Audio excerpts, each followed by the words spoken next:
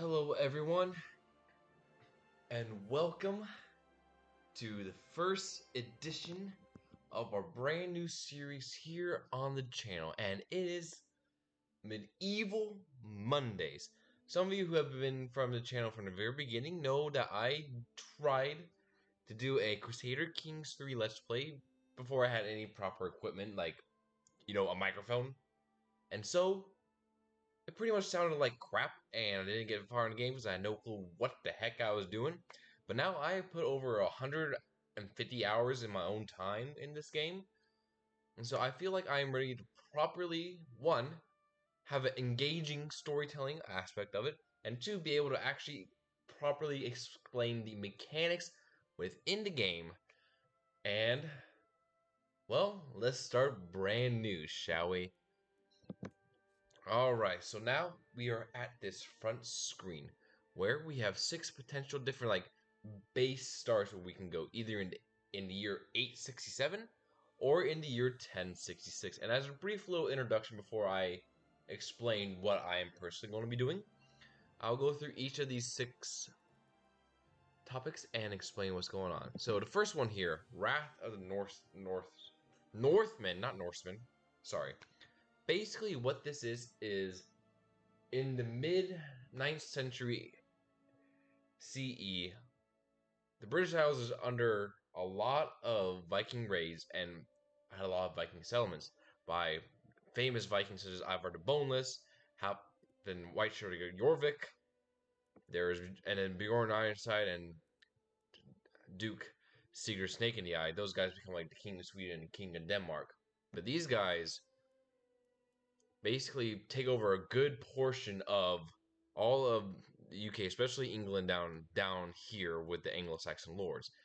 And historically, Earl Alfred becomes the one that negotiates what's called the Danelaw, which is a split between the Anglo-Saxon rulers in the south and the Viking rulers in the north. But this is before this all happens, where he's just a simple earl. And so, do the Vikings take over everything, or does Alfred kind of take back the lands? This is what this kind of scenario plays out. Then here, in the second 867, which has to start for the recommended start date, is the Great Adventurers. Basically, this is some famous adventures in history, like Jarl Haston of Montague, Rurik of Novgorod, the King of the Moiga Confederation, whose name I am not going to try to pronounce, and a Countess in Africa, and a Count in Anjou. Basically, they're all about adventuring, getting land, getting money, getting gold, and all that wonderful, wonderful things. This is what I haven't really played a lot in, so mainly because I prefer being in the British Isles, because my ancestry is Welsh, so I mainly do Welsh campaigns in my own personal time, but we're not doing that in this series, because I've done it so many times, I don't want to be boring.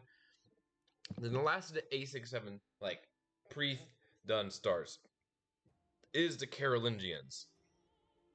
For those of you who aren't familiar with this period, in 800 CE, Charlemagne, the king of the Franks, is crowned the first Holy Roman Emperor. But shortly after that, he died and land given to his oldest son. But after his son dies, we get this scenario here where it is completely broken up between his 5 by a variety of kids, such as Ludwig the German, the king of East Francia, King Lothair II, the king of Lotharingia, Prince Carloman of Bavaria, King Louis of Italy, and Charles the Bald of West Francia, or modern-day France. So basically, what this is the Carling brothers having a big old fight over who should be the rightful king. And so, that's always interesting to deal with, seeing what happens here. Then we get to 1066, and the fate of England. This is probably one of the most famous periods in especially English history, is 1066. So Duke Harold of Godwinson has just ascended to the English throne. However, he did it by screwing over William, who at this point is known as the Bastard, because he was born out of wedlock. And so William feels like he has a claim to the throne and is invading England. But at the same time, King Harald Hardrada, the King of Norway, is coming down to reclaim the throne of England for the Norsemen. And so Harold is fighting off Hardrada and William the Conqueror at the same time. And you also can like play as King Malcolm of Scotland or King Sven of Denmark, kind of be like a little bit of opportunism while these guys are distracted to kind of get some more lands. And historically what happens, Hardrada lands first in the northern of England. Harold Godwinson actually does defeat Hardrada in the Battle of Stamford Bridge and ended the Viking menace in British Isles. But like literally like 5 days after he defeated Hardrada, William the Bastard lands in the southern part of England, and then Godwinson has to go all the way from the north to the south in just 3 days to meet William's army. They lose. The common theory is that Harold Godwinson had a arrow goes straight into his eye, and then William the Bastard becomes King William the Conqueror of England. And that's kind of how this shaped out historically. You can choose whatever you want in this scenario. In 1066, this is rags to riches. And so basically this is like, you're now the young generation, you're trying to come up and basically just do whatever you want. And actually this has the tutorial, which is the Petty King card of Munster. And that's go through, build up your lands, get some money, and then get your family dynasty known wide. And the last addition suggestion, like starts, is Iberia in pieces, where we have these Christian kings, King Garcia of Galicia, King Alfonso of Leon, King Sancho of Castile, and then King Alfonso of Navarra, and then Infanta Urraca, Countess of Zamora. Basically, you're fighting over to reunite the Christian lands in Spain, and then also trying to restart the Reconquista of the Islamic lands that have been in Hispania for many, many generations. But I don't start in 1066 because I like having a long time to play things out. Start from the very, very beginning. So I personally start in 867. Now, I'm not doing any of these beginning starts because I don't want to. I kind of like doing weird things. So we're going to go down here to this button and hit play as any ruler in 867. And we go to the loading screen, loading, and loading some more. Sorry, ladies and gentlemen. We'll get there soon.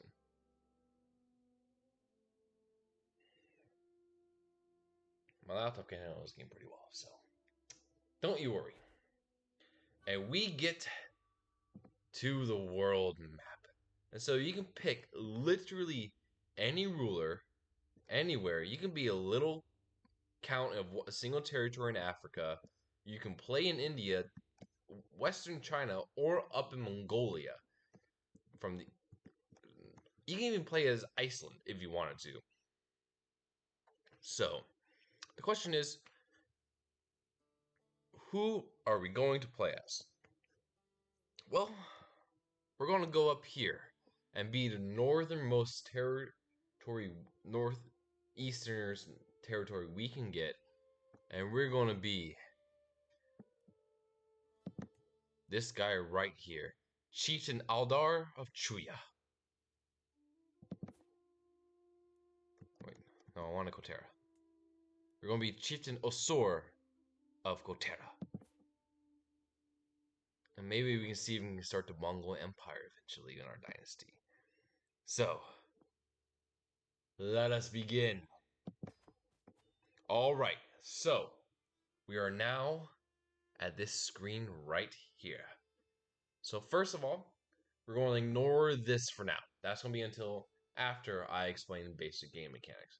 So what this here is, that is how our monthly... Wait a minute.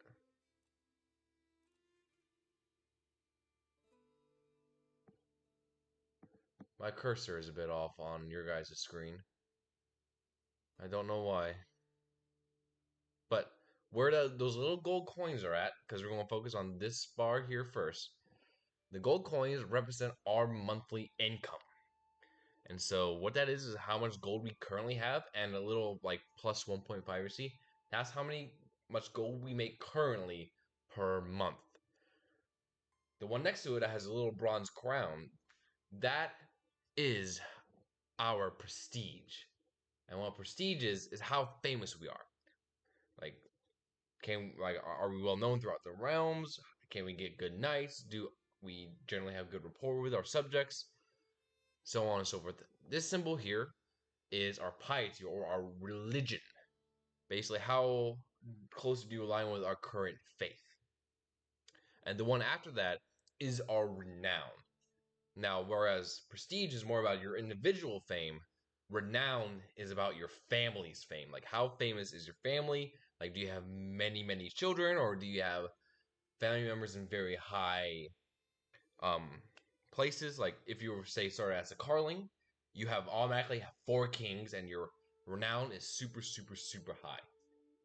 The one next to renown, with the little soldiers in 874, that is your total amount of soldiers.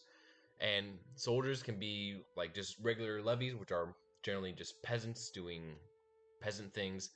Your knights, which are very strong warriors that you can potentially have, and your men at arms, which we will get into in a little bit. And after that is our domain. Basically, how many titles do we currently own? And as you see here, we can only hold 2 counties on our own at a time. And right now we have 3. We'll deal with that in a little bit. Alrighty, so now we got that out of the way. Let's go take a look at our ruler. So here we are. We are Chieftain Osor of Kotera. We are 31 years old. We are greedy, which leads to -2 in diplomacy. Monthly income goes up by 5%, and monthly income per stress level it goes up by 10% as well. But however, it is sinful to our religion. So we lose piety per month due to our ability. We also are forgiving, which is +2 to diplomacy, -2 to intrigue, +1 to learning, and so on and so forth. Basically, we are very... And also, we are cynical, which, again, doesn't really help us with our piety at the moment. Basically, we... kind of an atheist type thing. And so we go down here, below that, we see our traits. This one right here, our diplomacy, basically means how good are we with interacting with other characters, basically being good at talking, getting out of political situations, so on and so forth. The next stat we have is our martial. How good are we at military tactics? How good are we at raising levies, training people? And the next one is stewardship. How good are we at counting taxes, counting people, properly developing our lands, um, so on and so forth. Then we have intrigue, like how good are we at developing schemes, whether it's again like hostile schemes like murdering or kidnapping, personal like befriending or seducing, and also are you a torturer, so stuff like that. And learning. Learning is like how smart you are, how good you're at health wise. That can be used for scientific developments and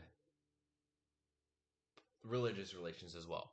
And then here, this one with a little sword, that is our prowess. Like, how good are we actually at in combat? And then, so here we are part of the Turonism, which is an unreaffirmed Siberian faith. And so here we have more specifics on what our religion actually is. So, our tenets, we have ancestral worship. So, basically, we have strong ties to our family history and those who have passed on before us. We have ritual celebrations where hosting a feast actually earns us piety, and vassals are most likely are to attend my feast, and those who refuse lose piety. And we have sanctity in nature. So basically, we believe in the natural world, that we don't really destroy it, construct it. That's why our building construction cost is so high. And so we have different things here that are our sins and our virtues. Our sins are greedy. Craven basically means you're kind of a coward. And vengeful, like you want revenge against a lot of people. Virtues, we have our temperate. Basically means you do things in moderation. You don't go extreme too much. Generous, brave, and then also if you're a hunter. We are male dominated, righteous and theocratic. We have consorts and concubines. Marriage, divorce is always allowed. So male adultery is accepted, female adultery is shunned. And then we don't have a head of faith. And also, we are a part of the Buryat culture. So we go here. This is what our culture is. This is our cultural head. Basically, whoever your cultural head is the one that has the most counties under that culture. And they can choose any of these innovations to decide to look at. Right now, we are working on Castelli because this guy has 4 counties. And then we can also do any of these instances as well. We also have his son. We have Nazmil, who is temperate and charming. And we'll get more information there as we go along. So now we're going to discuss what's over here. So this is our realm. This shows our domain, what we hold, how our control is, so on and so forth. This is our vassals. Currently we don't have any vassals, but we are going to need to have one soon. So we get rid of that lame limit above penalty. And this is our succession. Right now we are at Confederate partition. All of our children inherit equally, at least all the ones that are male. If there are no male heirs, then females will inherit. Right now we only have one son, so we just kind of go, he gets everything when we die. The next here is our military. And this shows our military. Right now we have 570 levies, 4 knights, and then we have men-at-arms regiment. These are really, really, really powerful. Right now, since we are a tribal hold, that means we don't like have castles or that we're mainly live as a tribe. We can buy and maintain our men-at-arms using our prestige. Basically, they're coming to serve you based on, oh crap, this guy is very famous, I want to serve with him, rather than paying them gold as you would in a more feudal society. So right now we have 200 light footmen, and then we have 100 light horsemen, which makes sense for our area and what we come on in history. And then we can also create different men-at-arms regiments that we could potentially do as well, but we'll get more into that later as we try to conquer more land. The next area we have to go to is our council. These are our military advisors. So we have a court shaman, which helps us with religious relations. They do not like me at the moment, so that's not very good if the shaman hates you. We have our chancellor, who helps us on more diplomatic relations, like either between other foreign powers or um, within our own kingdom to help keep stabilization good. We have our steward, who helps us collect taxes, develop land, and also can convert culture of lands we potentially conquer. We have a marshal, who helps us with like maintaining levies, training new commanders, increasing control, basically stuff that involves the military. And our spy master, who helps us both improve our chances at our scheme succeeding, disrupting schemes that are potentially happening against us, or just finding secrets in other areas. And then we'll get into these over here when they come into scenario. But something I want to show you is here in... Wait, we can't do that yet. Never mind. So, let us begin with these. So we have no lifestyle.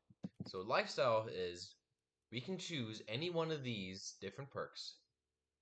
Like we can go through the diplomacy tree, martial, stewardship, intrigue, and learning. And we can go through these trees and potentially get really cool perks that can be unlocked here. And so, since we have a diplomacy education, it makes sense for us to go through the diplomacy tree since we gain more experience than the others in base. So go down here. And so, right now, we have our guy going through the August trait. So we have, has a higher chance to sway scheme, more prestige for dread, and one thing prestige per power council goes up. Basically, this is all about getting more prestige per month. Basically becoming more famous to recruit more men and just general be remembered throughout history. So we're going to continue down that focus. Boom. There we go. Okay, so we're done with that. But we are currently not married. We need to fix that. And we're going to try to get an alliance. Ooh, that's pretty good. She is 9 years old, but I can get concubines. So, yeah, so we're going to do that. Getting 1,000 men in an alliance. So we're going to do that. And then we have to give away some land. Which we're going to do this one since we're not getting any money out of it. So we're going to give it to our steward. Have him like us now. Wait, did I just gave him independence. Well, turns out I don't know everything, so we just won't have a steward right now.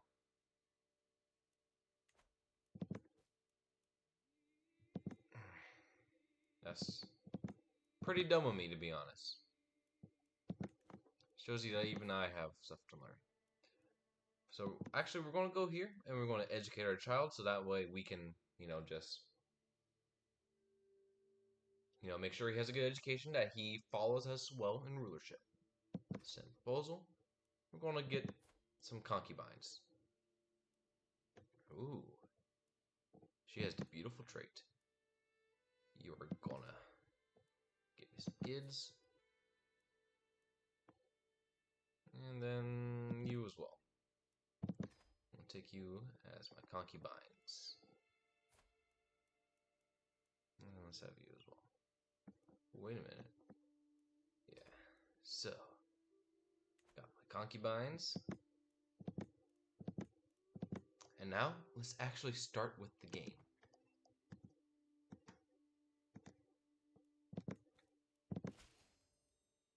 Excellent. So yeah, I made a mistake. Hey buddy.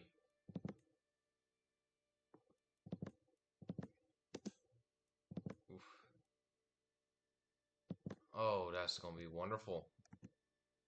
Because it takes religion to conquer. And I don't have enough religion. That's wonderful.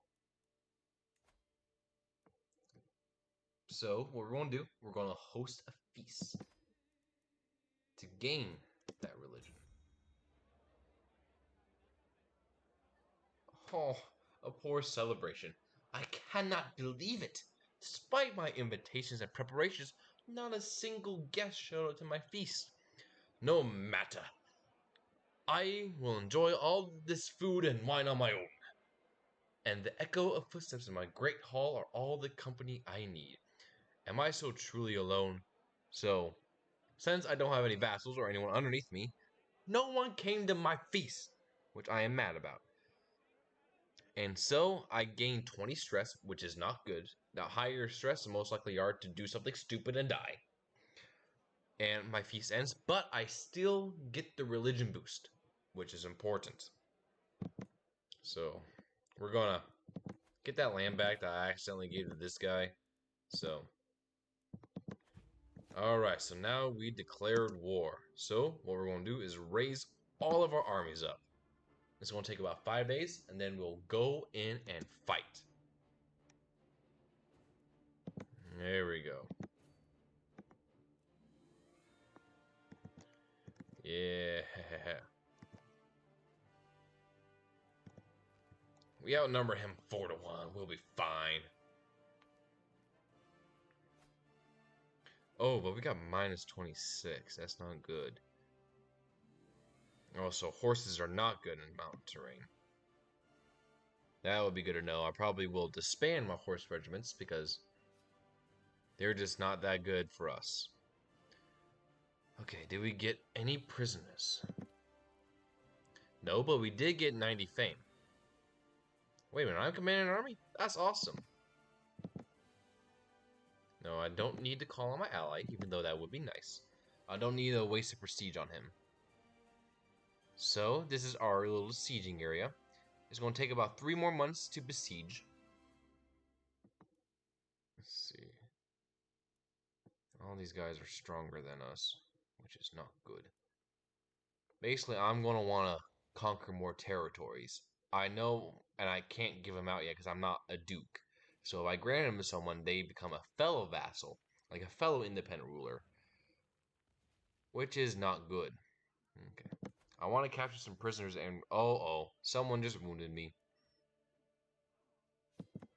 That's not good. Ah, someone got wounded. That's good.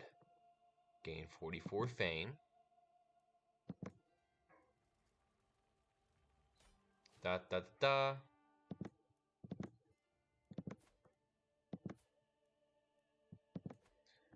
Ransom me, give me some more money.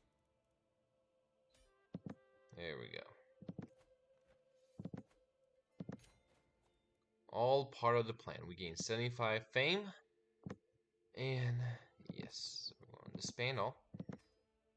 Let our men at arms recuperate. We're going to come here to our military. Yeah, I know. I can't give people independence. We know. Destroy that. Create some, let's see, do pikemen, mountains, deserts, and hills. Yes, we're going to create a regiment of pikemen. Because they fight really well in here. Oh my god, the Kyrgyz Khanate is huge. Okay.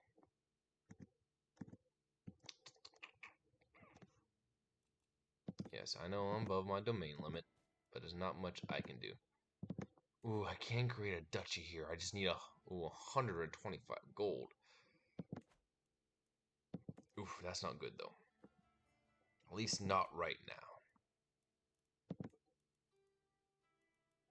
So you see, I need to invite some knights in. Invite back Harters. I have to. I absolutely have to, because I need good counselors to do their job well. So right now, you are going to go here and increase control. 19 freaking years? Ooh, who are you? 20 prowess? How much are you going to cost? 6. Yes. Yes, yes, yes. Very good, very, very, very good. Ah, my concubine is bearing a child. Good for you, child. You are now replaced because you just suck. He looks so dorky in his helmet. Like, look at that helmet. Such a dork. Problem is, you can't really... Oh, you got 1,920. You want... Oh. Can I... So, something we can do is raise our army as raiders.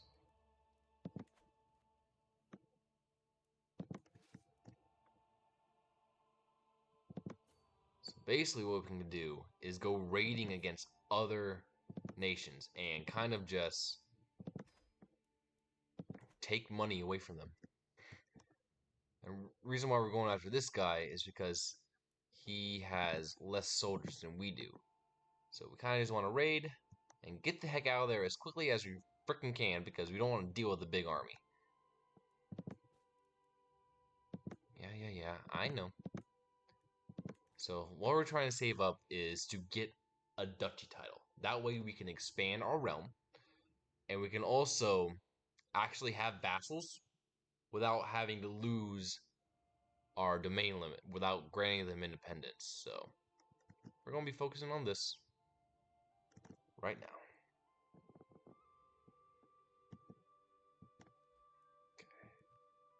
Okay. Good job. So now, what I want to do, because... Oh, wait, we don't have a steward. Ah.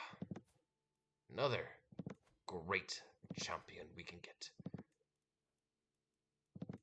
So yes, you could be my steward, and I'm going to have you do this. Increase development in our capital. So our development is like how much progress do we have in like making it a civilization? Like basically what does it leads to a better life for our citizens and leads to more gold and levies for us, which is very, very, very important. So we're going to have our, because we don't have any culture to convert right now, and we make no money, so getting that 10% boost in money does not make any sense. We're going to have him just increase development in our capital. So that's what we're going to do. Oh, I have a son! Hurrah!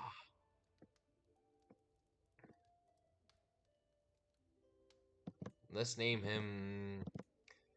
Let's see. Belikto. Belikto Galzud. Alright. With certainty, I took Namzil out playing with a bow, and to my surprise, he ran into a wounded doe. He had not hesitated in the slightest to bring it down. So what this is, we're taking our son out hunting. And so we get 3 options to potentially influence a trait that he could have in his future. Because we are raising our son, developing him into the man we want him to be.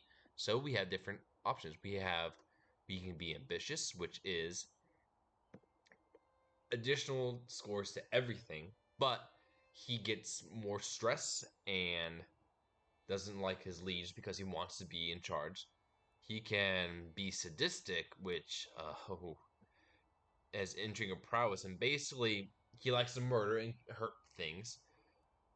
And or he can be paranoid, which lowers diplomacy as intrigue way stresses out. Not very good.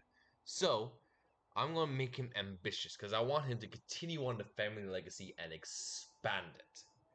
So he's gonna keep ambitious for now. Alrighty. So we are currently raiding. We're having their army is coming out to attack. What the heck? We're fighting this army. Just oh. Proposed alliance. We got it. Okay. We have a letter from a fellow lord. To the amiable chieftain Osor Kotera. Despite our lack of bonds by blood, I believe we both stand to gain from an alliance. I propose that we join our forces and fight our foes together. So this guy, our neighbor, wants to be in an alliance with us. I see no problem with that. This early in the game, you never know when someone's going to try to murder you or try to take over your lands. And having as much allies as we can will be very, very, very helpful. So, we will accept. We have an alliance. Oh, great. Now their guys are coming in because you guys try to... My raiding army did not go to plan.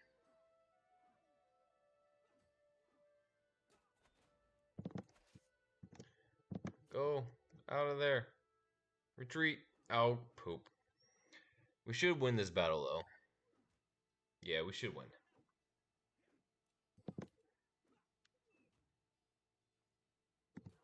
Okay. Can't raid against him because he's our ally.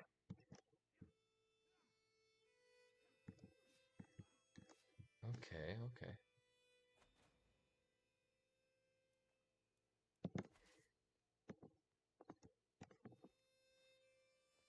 Yeah, there's nothing else we can really get at the moment. So let's just go back, deposit our gold. 795, 700. We're not messing with the Kyrgyz Khanate.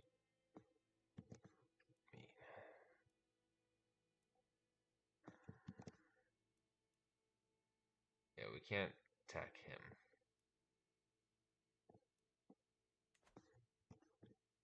So that's where we're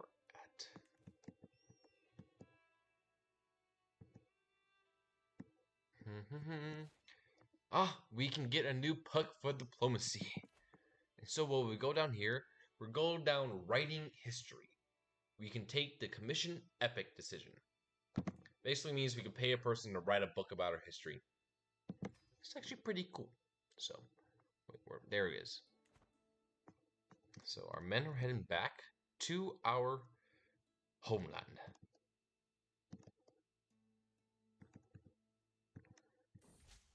Social manipulation.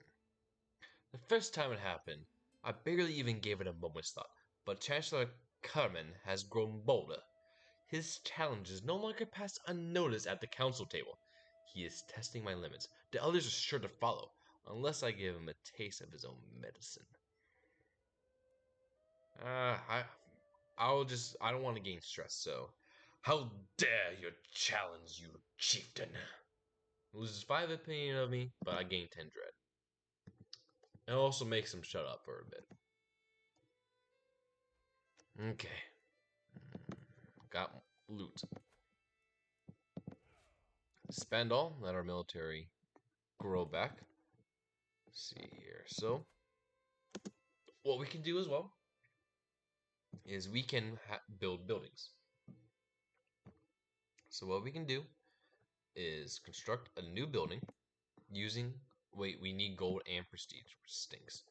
But basically these can add to our fort levels, how many levies we have, and also with Marcus, our gold per month. But we need, well, more gold to do it.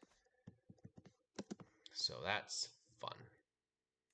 And with our son being, like, he gets property because, you know, he is our child. Dun, dun, dun, dun. Oh, nope, we're not attacking him because he has an ally with the Kyrgyz Khanate. Of course he does. Basically, there's strong power in the region here, but they're very susceptible to breaking up, so hopefully that happens. But what I want to try to do, actually, is murder you. Oof, that's not good. That's not good at all. Can I declare war on you? I can declare war.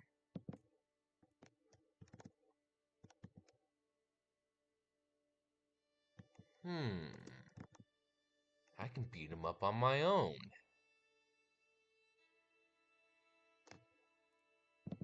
I kind of want this land here so I can get some more coastal area. You know what? Let's do it before my piety runs out. Go to war!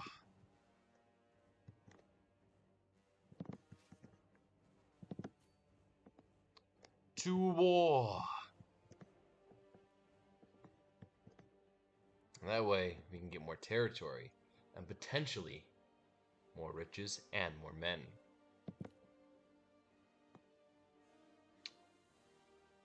Why are you still raiding again? Wait, do you have loot? No, you don't have loot.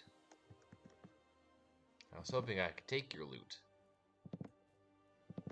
I don't need to call my allies into war.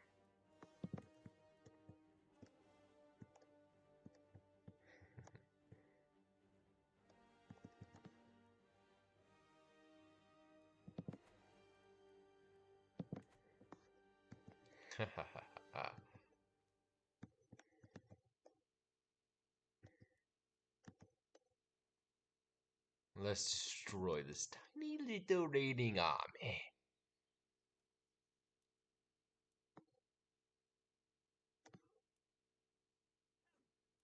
And there's their main army up there.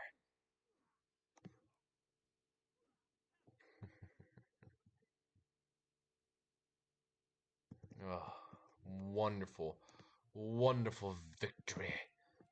We killed 77 of them, and we only lost 31.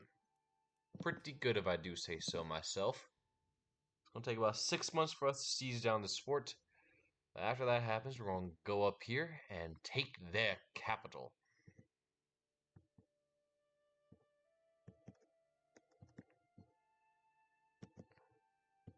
Unless they're going to try to come down and defeat me.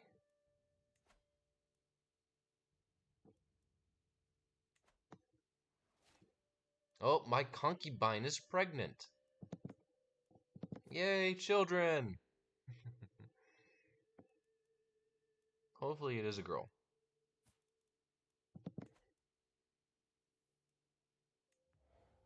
Three more months. Ooh, they're going to war. Who are they going to war against? Oh, Oh, the Khanate is going after the Vassal, and the Khanate is going after these guys down here. Oh boy, can't wait for that alliance to be done so I can possibly take out some of these guys. 2 more months until we get this thing taken. I do play on like the medium speed because I like things going a little fast, but I don't want to exactly miss anything either. So this is why I kind of just do this. All right, buddy. Almost there. We're almost there. 3, 2, da da da da. Fight! So let's go up and try to take out their army. And maybe get some captives to recruit to our side. Oh, they're running. They're scared. They're scared of us. But then...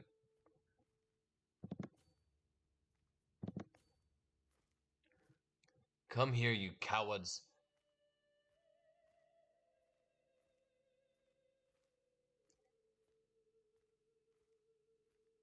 Come on, let me catch them. Oh, these guys got me? Seriously? You are annoying little bugger. Nope. Hey, get them. Get them. Yeah, go get them. Go get them.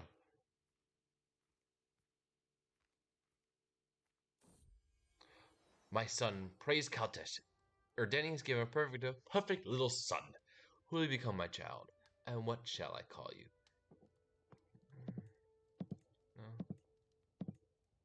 Bahamu. You are now Bahamu. So now we have 4 living family members, which is very good. They have a military engineer. So I didn't think they had. Oh no! One of our knights, our bagateurs, were injured. But we made another one.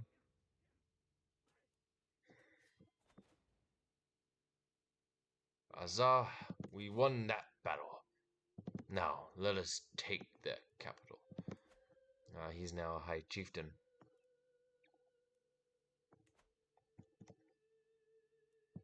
We can still create our own. We just need more money.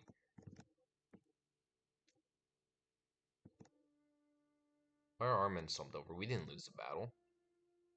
We won. We dominated it.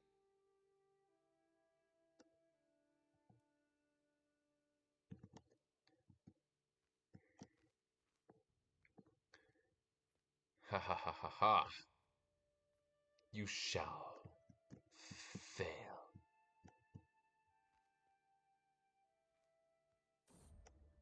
Far from home, a stranger is brought before me. She has been waiting outside the castle gates for a week, my liege. My guard apology. The woman bows deeply. My name is Hagiani, your highness. I have traveled far and wide, and seen many things, but I am weary of the road. If you allow me to stay, I will happily share my knowledge of the world with you and be your loyal servant. Interesting. Who are you? You are Armenian.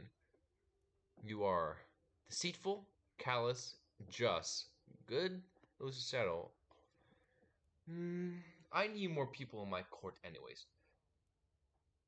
Embrace Numi Turum, and this will be your home. I need more people in my court. In fact, after this battle, I might just... You there, my steward. Let's see here. Who's the lady? I just got... Here, though. You two can get married.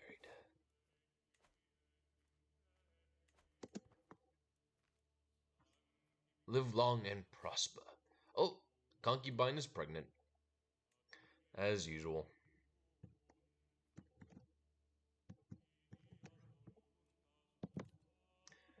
So we'll go till the end of this war, and then we'll call it a day on the video. On our first edition of Medieval Mondays here on this channel. You're going to free that up real quick, aren't you? So, oh, a keen eye. Namzil seems to enjoy our latest feast immensely. Of all the things, he could not stop talking about the rich clothes and the glittering gold he saw. Oh, you're not becoming greedy. Gregarious? Yeah, so gregarious is basically you're very good at hosting parties, you're good with talking to people, you enjoy a good time. And then you could also potentially become lustful, which is basically you like to get around town. But I want my son to be gregarious. Have fun at the feast, my son. Have fun at the feast. Oh god, this war's taking a long time. I got a feeling he's gonna be a good diplomat. Ah, new perk for diplomacy. So, a life of glory. Level of fame impact plus 100%. Very good. Very good. 3 more months left. And then we'll go down and retake Ritty if I have to.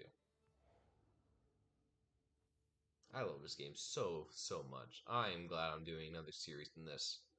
This one's probably going to be a little bit of a slow burn to start until we really get the ball rolling. Oh, you little jerk. You took the land. Now I'm going to have to kill you. Just give me a second and I'll be down. I just need to take your capital. Jerk.